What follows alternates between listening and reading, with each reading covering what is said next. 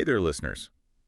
Ready to really dive deep into this climate change thing? Yeah, definitely. We're going to take a close look at this documentary, the one, and try to pull out the most important uh, ideas about, what climate change really is and what we can actually do about it. It's a hot topic, that's for sure. This deep dive should give everyone listening the key facts, at least enough so you feel like you're really in the loop. Exactly, and the documentary like jumps right in. Yeah.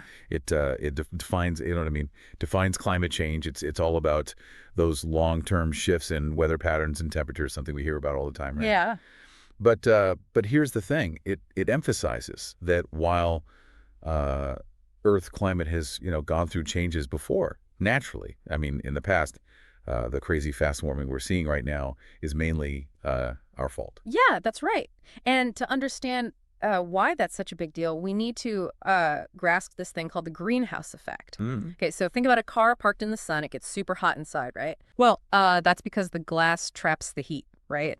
And certain gases in our atmosphere, they act kind of like that car window, trapping heat from the sun. This is actually good, believe it or not, because it keeps our planet warm enough for life, right?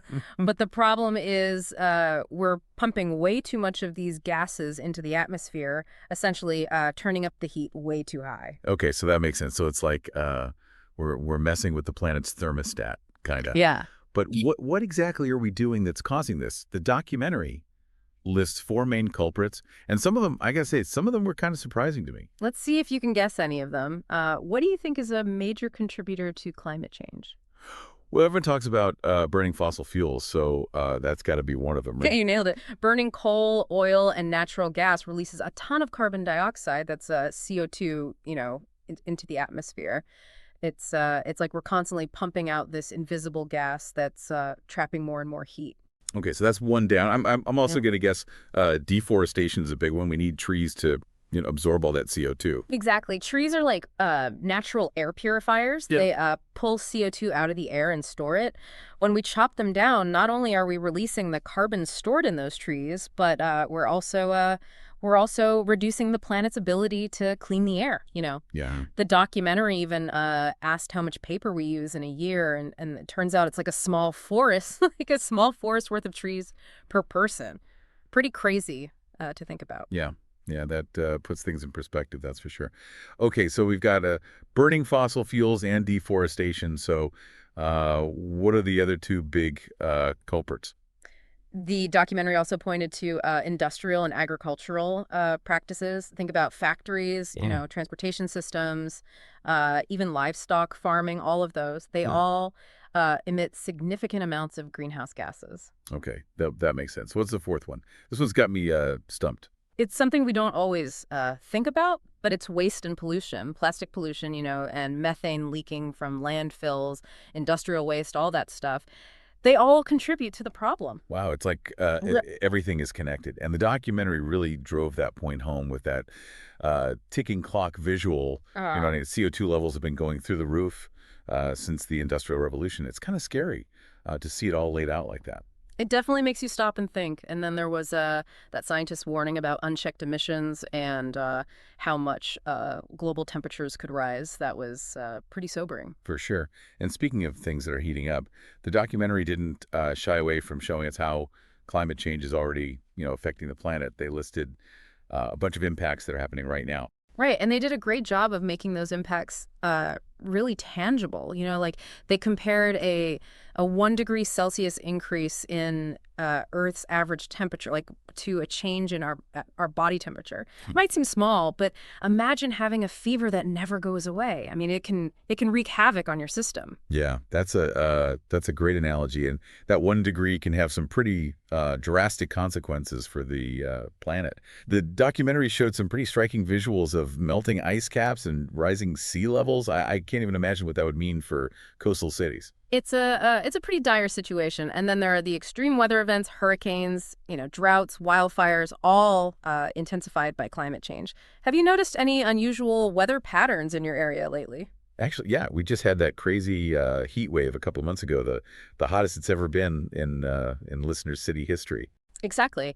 And it's not just about extreme weather, the documentary also talked about the loss of biodiversity, focusing on some pretty relatable species that are facing extinction. Yeah, that was heartbreaking. They showed polar bears struggling to survive as their icy habitat, melts away, Mhm. and those beautiful coral reefs bleaching and dying because of warming ocean temperatures. It really hits home, when you see those images. It does, and the documentary also highlighted the impact of climate change on food and water scarcity. Droughts and floods are disrupting agriculture and clean water supplies, which has huge implications for us all. Right. It's not just some far off problem. It's already, affecting our lives. The documentary made a really important point. Climate change isn't just an environmental problem. It's a global humanitarian crisis. Yeah, absolutely. But before we get too, bogged down in the doom and gloom, the documentary did end on a more hopeful note, reminding us that we still have time to act. They presented a whole range of solutions, from switching to renewable energy to protecting forests and making changes in our own lives. Yes. Yeah. That's what I was hoping to hear. So let's dig into those solutions. What were some of the things they highlighted? Welcome back to our deep dive on climate change. We're picking up right where we left off, looking at the solutions presented in this documentary and how we can actually make a difference. It definitely left me feeling like, okay, there's hope. Yeah. There are things we could do. And it's important to remember that even though the problem is like huge, our individual actions, they do matter. Totally. So let's break down some of the actions the documentary highlighted. They talked a lot about reducing our carbon footprint. What exactly does that mean? It means figuring out how to like minimize the amount of greenhouse gases each of us releases into the atmosphere. It's kind of like tracking our impact, but instead of footsteps, it's about the carbon emissions we're responsible for. Okay, that makes sense. But where do I even begin? It can feel kind of overwhelming. Like what can I actually do that will make a real difference? I hear you. But remember, it's about, taking small steps, not giant leaps. Start by thinking about areas where you can make realistic changes. For example, could you switch to LED light bulbs? They use way less energy than traditional bulbs. Yeah, that's definitely doable. Oh. And I've been meaning to look into composting. That was another tip they mentioned. Hmm. Is that really a big deal when it comes to climate change? Composting is actually a huge help. When food waste ends up in landfills, it decomposes and releases methane. That's a potent greenhouse gas. Composting keeps that waste out of landfills and turns it into nutrient-rich soil for your garden. Okay, I'm adding that to my list. Yeah. What about transportation? The documentary talked a lot about finding more sustainable ways to get around. Right. If it works for your lifestyle, try walking, biking, or using public transportation more often. And if you need a car, consider an electric or hybrid vehicle. They're getting more affordable all the time.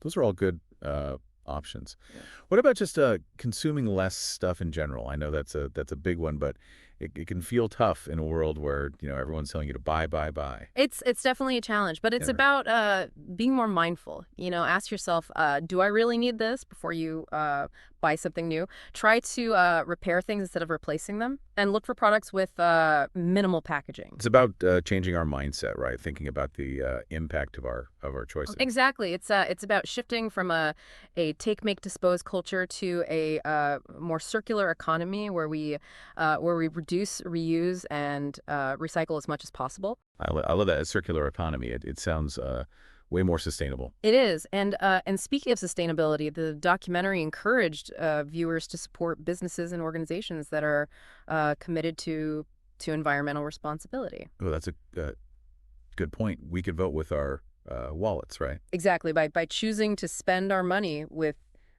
eco-conscious companies, we're sending a powerful message. So we've talked about individual actions and making conscious consumer choices, but what about those bigger systemic changes? That's where policy and government action come in, right? Absolutely. Individual actions are important, but they need to be supported by policies that promote clean energy, hold polluters accountable, and incentivize sustainable practices. The documentary touched on the importance of supporting climate policies and advocating for change at a governmental level. Right, but sometimes it feels like those bigger solutions are totally out of our control. Right. What can we do as individuals to influence policy?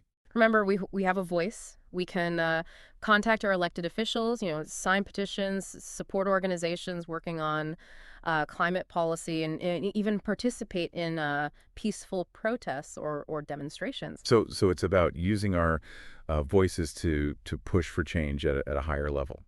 I like that. It's definitely empowering. And remember, change happens from the bottom up as well as from the top down. When we come together and demand action, our leaders are more likely to listen. Okay, so we've covered individual actions, conscious consumer choices, and the importance of policy and government action. Is there anything else we should be thinking about in terms of solutions? One thing the documentary emphasized was the power of education and awareness. The more people understand the science and the urgency of climate change, the more likely we are to see collective action.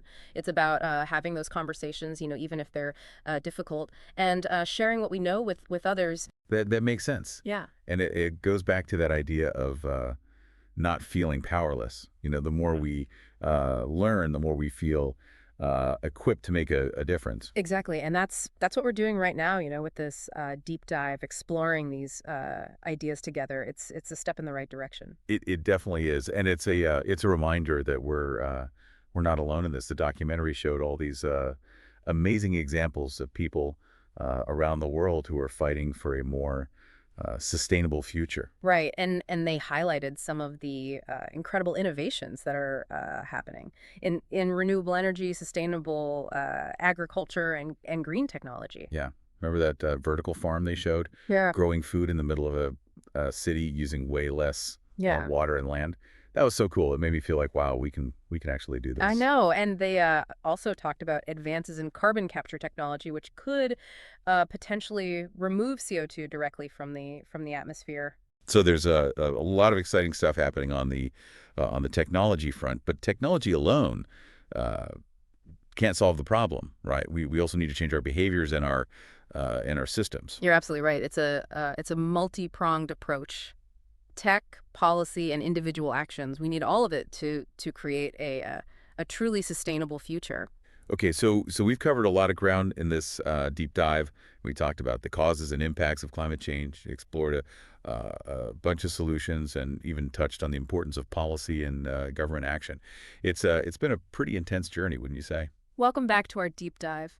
We're wrapping up our deep dive on climate change, and I think it's time to look ahead. What does a sustainable future actually, look like? Well, the documentary doesn't really give us like a concrete roadmap or anything, but it does paint a pretty inspiring picture. Imagine a world powered by renewable energy, where our cities are like green and thriving, and we're living, in harmony with nature. It's a vision that makes you want to like roll up your sleeves and get to work. I know, right? It's like Right. sign me up for that future. But I'm also realistic. We've talked about all these great solutions, but there are bound to be some bumps in the road, right? What are some of the challenges we might face in trying to create this sustainable future?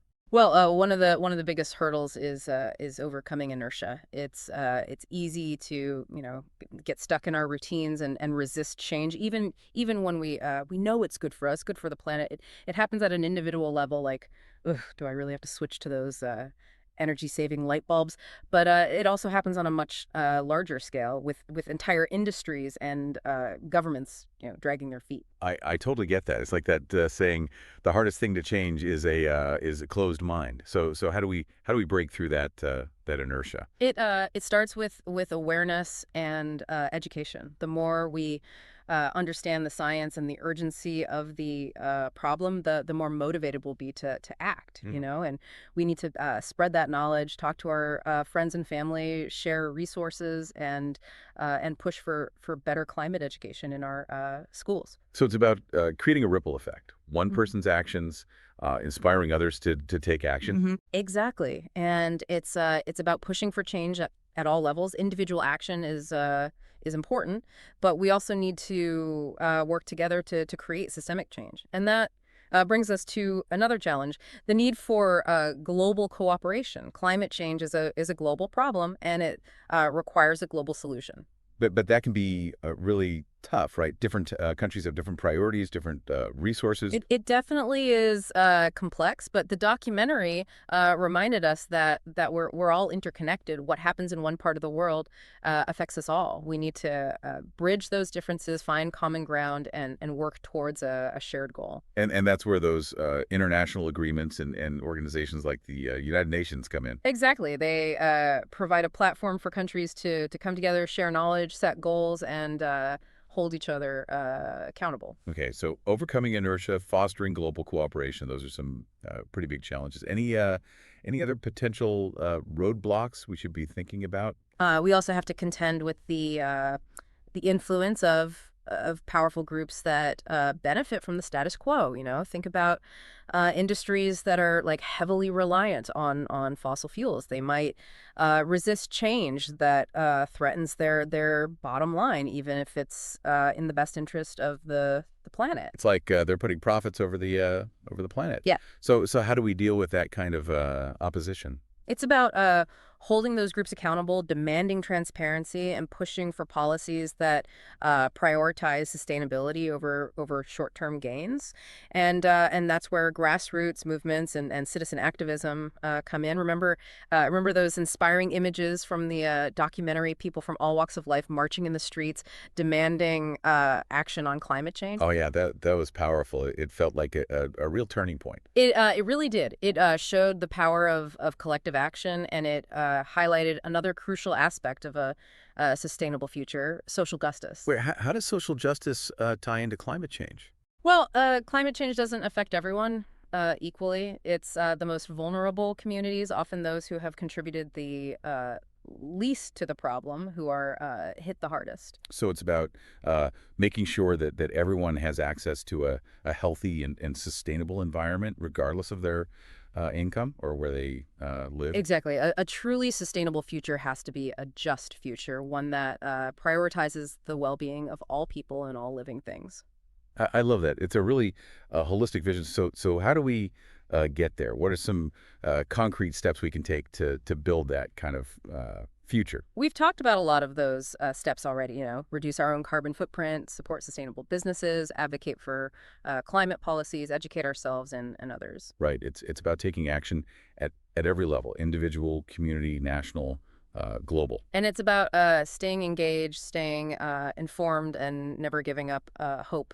Hope. That's a great word to end on, because even though the challenges are real, the possibilities are even greater. I completely agree. We have the knowledge, the technology, and the collective power to create a sustainable future. It's up to us to make it happen. So what will you do? What seeds of change will you plant today? Keep exploring, keep questioning, and keep diving deep. This is The Deep Dive, signing off.